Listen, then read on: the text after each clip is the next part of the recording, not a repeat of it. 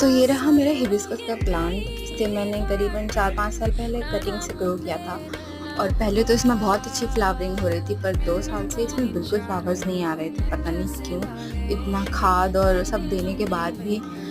पर अब इसमें ना रोज़ 2 से 3 फ्लावर्स आ रहे हैं और बहुत सारे फ्लावरिंग पॉइंट निकल के आ रहे हैं। इस बार की बारिश में इस प्लांट में इतनी अच्छी ग्रोथ हो गई है, तो इस बार की बारिश का पानी इस प्लांट के लिए अमृत है। मैं बहुत बेसब्री से इंतज़ार कर रही थी इसमें फ्लावर आने का, और 2 साल बाद देखो इसकी हाइट कितनी अच्छी हो गई है। मेरे गेट के घर की एंट्रेंस पे रखा हुआ है, फ्लावर इतने